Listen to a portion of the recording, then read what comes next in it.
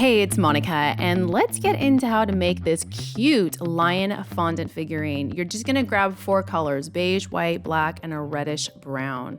The head and the body are fairly simple shapes. The head is going to be obviously round, and the body is going to be a soft triangle shape. So depending on the size that you're making this for, to be on top of a cake or on the side of the cake, your portions will vary, but this should be the same principle.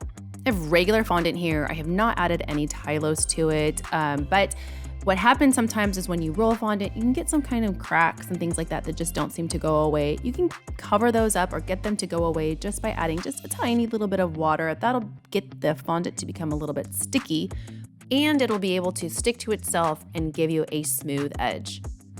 Generally, the shape of the head is going to be larger than the body, and this makes it really cute for like baby showers or birthdays because of the proportion of the body and head.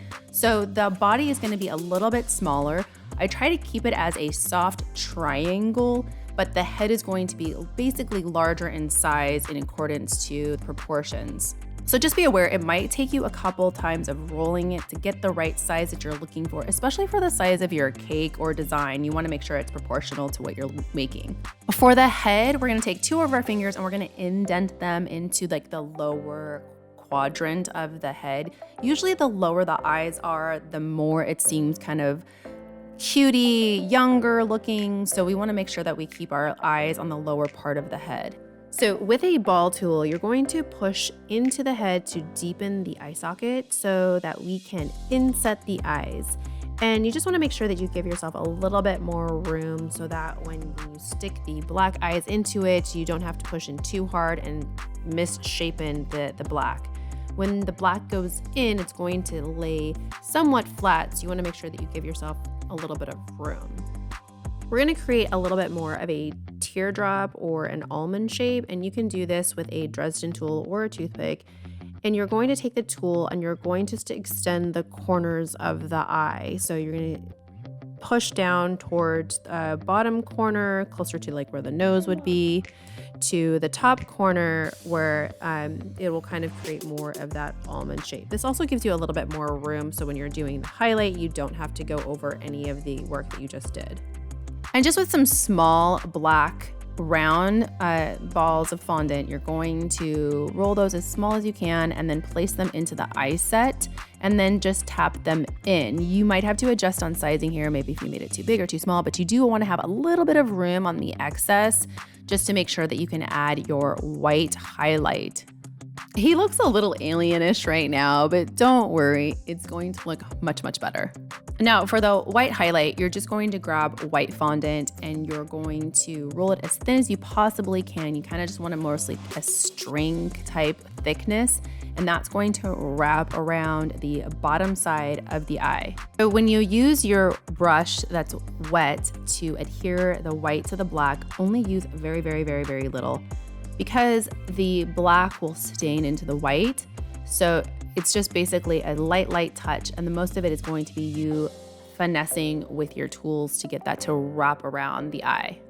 Now for the white highlights, the most adorable things that we always see in these cute figurines is just basically a small white dot. So I just got the smallest piece of fondant, of white fondant, and I pressed it into the eye and it flattened it, widened. So just be aware that if you think it's too small, it might not be. And to finish off the shape of the eye, we take a little bit more of the black fondant, we roll it as thin as we possibly can, and we're going to wrap that around the top side of the eye. You can wing it a little bit, as I was trying here, to kind of get more of an eyelash or the appearance of a larger eye. That's completely up to you. But having that line that goes around the top side of the eye brings in a lot of shape. If you don't have a Dresden tool, that is not required. You can definitely do this with just a toothpick or anything type that has a point where you're able to maneuver that's a little bit better than your fingernail. And that's it for the eyes. Let's move on to the mouth. The mouth is a bit of white fondant that we roll into about a pill shape, and then we squeeze it down with pinching our fingers to kind of make it more of a teardrop, and then place it onto the lion. With our blade, we're going to take just the very edge of it, and we're going to create an impression. So don't go too deep into your cut, but just to create a left and right hemisphere of the mouth of the lion. Then with your toothpick or say your Dresden tool, you're going to just create little dots kind of poking at the mouth just to create texture of like little whiskers. There's so many cute styles on how to do the mouth. You can do it with an open mouth and you can just stick your Dresden tool or toothpick into the center to create this opening, or you can do a half smile or a full smile. I kind of liked the slight full smile, so it looks like kind of like a smirk, so to speak. And that's just carrying the blade in and a little bit up, so it has a very, very slight swing up, but not much. I'm not trying to create a huge expression on his face, just some type of expression. The nose is with the reddish brown. This is going to be the same color that we use for his mane, for his paws, and this can take also some sizing. I did it wrong the first time, so I'm pinching down, just creating a teardrop shape, and then applying it to the top of the mouth. So have your little lion chill out for a little bit, at least a couple of hours. If you can do it overnight, that's great, but this part's not required. Just have it sit for at least a couple hours just so the head is not so delicate when we're applying the mane on the lion. I had a couple goes at the mane. I couldn't figure out like how to create the shape. So I was super impressed that this came together. You basically are just rolling a thin strip of your reddish brown, and you're going to take your blade and you're going to create impression marks. So you're not cutting all the way through, you're just creating this like textured impression. I got this really cool egg former. This is basically from Costco, when you buy like the 5 dozen eggs, and it works perfectly for some of my gum paste designs or fondant designs. It sits perfectly in there. It doesn't go anywhere. So if you can find this, is great. You could also just use a regular eggshell carton. With a little bit of the water, we're going to apply the mane. So these strips we're going to place on top of his head, kind of like a bonnet, and then fold up so that it has an adherence from the mane to the head and then also lifts up to be the mane itself. Then we're gonna take our scissors and we're gonna kind of frame it around his face and then cut along the mane to create that texture or that hair-like wave. With the other piece of the mane, I'm going to cut into smaller areas and I'm going to strategically place them to kind of create this fuller hair around his head. And this is really subjective. You can kind of create this as large or as small as you want to, but filling in on the front and the back. And don't be afraid to use your Dresden tool or your toothpick just to maneuver how things are working to kind of adhere it in a curly fashion or get it to kind of touch down. It's going to take a little bit more hand maneuvering to get the mane to look the way that you want to. And then after you're done and you're satisfied with the way it looks, go grab a cotton ball. We're gonna give this guy like a cute little pillow to rest on overnight and get this to dry completely for 24 hours. I find that this is the most helpful step to make sure that when we move to the second stage of it, you're not dealing with any of the pieces coming off. Oh, he's so adorable. Okay, wish him good night. For the legs, we're going to roll a sausage shape and see if the sizing works for his body.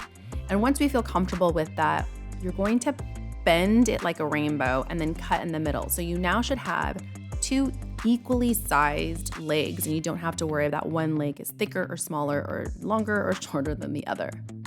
Now with the cut side, I'm using that to my advantage because it has more of an angled shape and I am massaging it to create more of that squarish shape for the paw.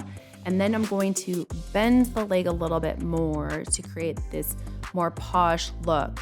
And then I can take my Dresden tool and then impression kind of like a nose, one on the left, one on the right. And it creates that more paw feature. So now when I bend the leg to create like kind of an ankle, it looks more like a lion's paw.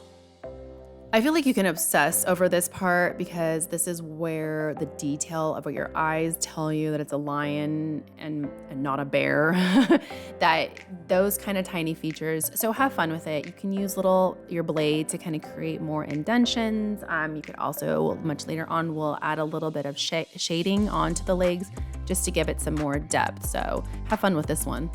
Now the padding on the paws, I thought it was so cute to have those because it really differentiates that this is a lion, and it just kind of creates those small details that everybody loves to look at. And basically that's just rolling some of that reddish brown, the same color that we used for the nose and the mane, and the center paw print or center paw pad will have a larger circle, and then you'll also use 2 smaller ones or 3 smaller ones for the top portion. So making the arms is pretty much the same thing. You're gonna be rolling a sausage, you're gonna be making that little rainbow, and you're going to use your blade to cut it. And however, on the opposite end, instead of using the cut side to create the paw, we're gonna be using the round side to make the paw, just so I can use that cut feature for more of a shoulder attachment. Again, you just kind of bend up that round side, it creates kind of a paw feature, and then using your Dresden tool, create that indentation on the left and right side, and add your paw pads. So put the arms aside for right now. We're gonna go ahead and start stacking and then add our arms last. Going to add some cheek color. It's going to be, I have this brown color and I'm going very, very lightly because I just want this to be an accent to the lion itself. As for the eyebrows, those are just small strips of the beige fondant that you just roll and you can just apply with a little bit of water. You can also use pen, edible pen, and you could just draw them on, you could paint them on. This is completely up to you. Okay, let's stack this bad boy. So I use a styrofoam block. You can buy these at any craft store, and I find that they're really helpful for storing your fondant figurines for the interim before you get to use them on the cake. I use my toothpick and I attach that all the way through to the bottom, to the very underside of the figurine. And why this is important is because when you go to put this on the cake, you want to have something that this sticks into. So I would always advise, if this is actually going on a cake, that you put a cake board or something that toothpick can stick itself into. If it's going on the cake board itself, like around the bottom side of the cake, this is not as necessary. You'll just need the toothpick for stacking purposes. So you'll gently put our little lion head on. So right now you only have the body, the legs, and the head. We'll put the arms on in just a minute, but we just wanna make sure that the proportion of where the head is and that the body, it's not tilted up or down. I hate it when I see that the arms of a fondant figurine are super, super skinny at the shoulder, because generally your anatomy, your shoulders are a little bit more rounded. So I take a little extra care when I apply the arms to the body.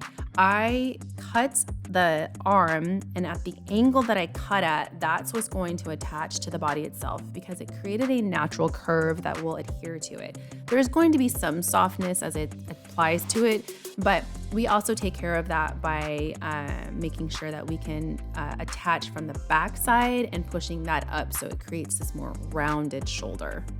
Take your time when you're attaching the arms. We want to just make sure that the arms are in a level plane, and also that you don't lose that shoulder. If you're going to be having the lion hold like something like I have it holding the number 1, this kind of plays to your advantage that you can pull the shoulders out a little bit, but just be cautious of how much pressure you're applying to the arms. If you find that you need the extra support, you can toothpick the arms. That's just putting a little bit of a toothpick inside the body and then having it pierce the shoulder so it will hold in there. So play with that a little bit. Sometimes our figurines can be too large that we do need that extra support. I did forget to put ears on this guy, so I just got a small piece of the beige fondant. I rolled a small ball. I pinched it till it was like flat like a disc, and then I pitched the bottom of it so it would teardrop, and you want to see a little bit of that fold just so it looks earish, and then I applied that to the head. So don't forget the ears like I did at first.